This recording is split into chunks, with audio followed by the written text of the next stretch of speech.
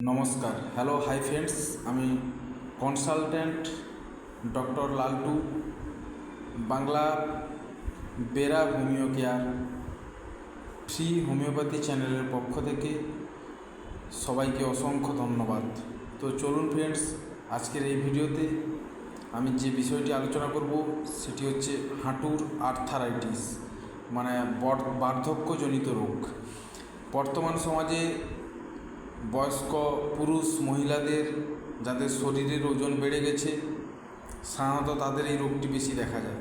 কিংবা ছোট বয়সেও অনেকের ক্ষেত্রে বর্তমান খেলতে গিয়ে লেগে যাওয়া, লিগামেন্ট চোট হওয়া, হাঁটু চলতে গেলে কচকচ শব্দ হওয়া, হাড় খেয়ে যাওয়া, কিংবা হাঁটুর প্রবলেম, যাবতীয় প্রবলেম, যাকে ইংরেজি ভাষায় বলে জয়েন্ট পেনস, সয়েলিং অ্যান্ড স্টিফনেস।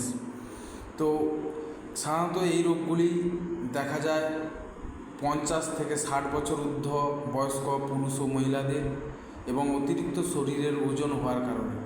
তো ফ্রেন্ডস, এই রোগের লক্ষণগুলি সাধারণত দেখা যায় চলতে, উঠতে, বসতে ব্যথা, কিংবা পায়ের হাঁটুর উপর ভর দেওয়া যায় না, এই সমস্ত লক্ষণগুলি দেখা যায়। এবং সবসময় হাঁটুর ব্যথা বয়স্ক পুরুষ মহিলারা বাথরুমে গেলে সমস্যা হয়, এগুলো এই সমস্ত কষ্ট অনুভব করে।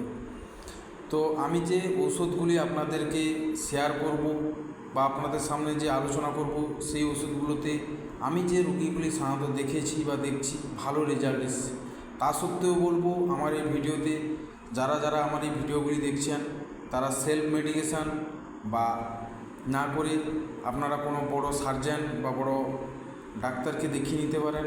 তা সত্ত্বেও আপনাদের যাতে কাজে লাগে, বহু পুরানো রোগে যারা ভুগছেন, দীর্ঘদিন কষ্ট পাচ্ছেন, তা থেকে যারা মুক্তি পান, সেই জন্য আপনাদের সামনে আমার এই ফ্রি বাংলা হোমিওপ্যাথি টিপসগুলো আপনাদের সামনে শেয়ার করতে।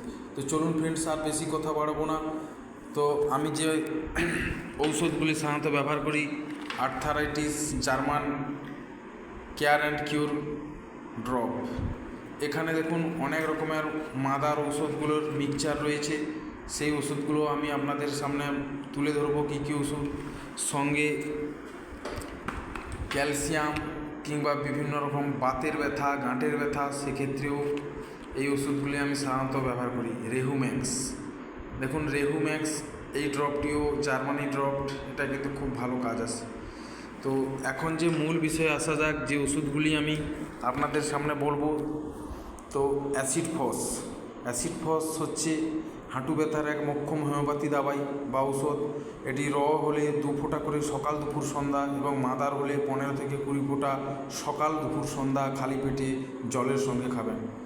রাস্টাক্স 30 শক্তি কিংবা 60 শক্তি কিংবা 200 শক্তি হলেও কোনো অসুবিধা নেই। এই ওষুধটিও আপনারা 2 ফোঁটা করে সকাল, দুপুর, সন্ধ্যা। যদি মাসল, লিগামেন্ট এবং হাড়ে ব্যথা কিংবা মাংসপেশিতে ব্যথা, সেক্ষেত্রে কলচিকাম, COLCHI, কলচিকাম, CM এই মেডিসিনটি ব্যবহার করলে ভালো ফল পাবেন। লিডাম্পাল, এবার পরের ওষুধ হচ্ছে লিডাম্পাল।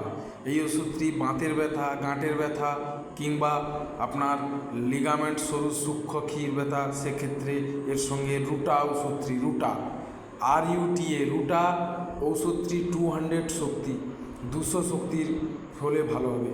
সঙ্গে ডাল কামরা ওষুধটি, এর সঙ্গে আপনারা 2 ফোঁটা করে সকালে খালি পেটে, দুপুরে খেতে হবে। এর সঙ্গে আসছে জেলসিমিয়াম, এটি সূক্ষ্ম নার্ভের ক্ষেত্রে খুব একটি মূল্যবান ওষুধ। জেলসিমিয়াম যাদের বহুদিনের পুরানো নার্ভ সংক্রান্ত সমস্যা, সেক্ষেত্রে জেলসিয়াম ওষুধটিও ভালো কাজ করে। লাস্ট যে ওষুধটির কথা বলবো, নেট্রাম সালভো হাঁটু ব্যথার ক্ষেত্রে একটি ভালো মূল্যবান ওষুধ। তো ওষুধগুলি খাওয়ার নিয়ম ওই একই, সকাল, দুপুর, সন্ধ্যা খালি পেটে। সঙ্গে যদি আপনার হাড়ের কমজোরি কিংবা ক্যালসিয়ামের ক্ষয় বা ঘাটতি দেখা যায়, সেক্ষেত্রে ক্যালকেরিয়া ফ্লোরিকা ওষুধটিও খুব ভালো কাজ করে। তো ফ্রেন্ডস, এই ওষুধগুলি আপনাদের সামনে আমি শেয়ার করলাম।